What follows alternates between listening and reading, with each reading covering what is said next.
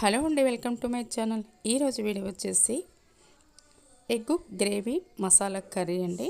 చాలా సూపర్గా టేస్టీగా ఉంటుంది.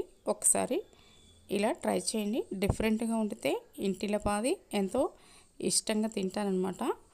ఎప్పుడు టమాటా పులుసు టమాటా గ్రేవీ కాకుండా ఇలా వండుకుంటే చాలా బాగుంటుందన్నమాట.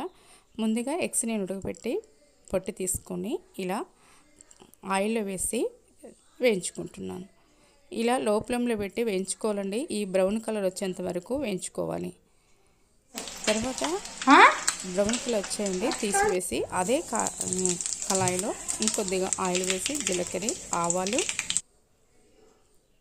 నేను ముందుగా పేస్ట్ పట్టుకున్నానండి. పచ్చిమిర్చి కొత్తిమీర ఉల్లిపాయలు అల్లం ఎల్లిపాయలు మొత్తం పేస్ట్ పట్టుకొని వేసుకున్నాను. తర్వాత టమాటాలు ఒక 4 ఇలా పేస్ట్ పట్టి వేసుకొని దగ్గర ఉండి వేయించుకోవాలండి కలుపుతూ, లేకపోతే త్వరగా అడుగంటుతుంది. ఎందుకంటే పేస్ట్ కనుక త్వరగా అడుగంటుతుంది. ఇలా పైకి ఆయిల్ తేలేంత వరకు మనం ఉడికించుకున్న తర్వాతకి కారం, పసుపు, జీలకర్ర పొడి, ధనియాల పొడి, గరం మసాలా పొడి, తగినంత సాల్ట్ వేసి మొత్తం కలుపుకోవాలండి.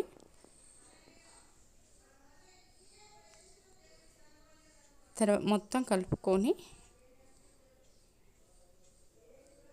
లో ఫ్లేమ్లో పెట్టుకోవాలండి.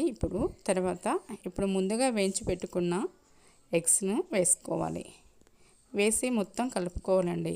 అంతేనండి, ఎంతో టేస్టీగా ఉండే ఎగ్ గ్రేవీ కర్రీ రెడీ అయిపోయిందండి.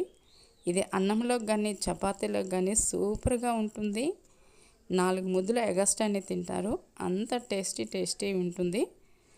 నచ్చితే మీరు తప్పకుండా లైక్ చేయండి. ఎలా ఉందో కామెంట్స్ తెలియచేయండి.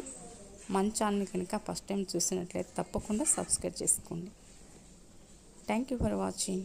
గ్రేవీతోనే అన్నమంతా తినేస్తారు.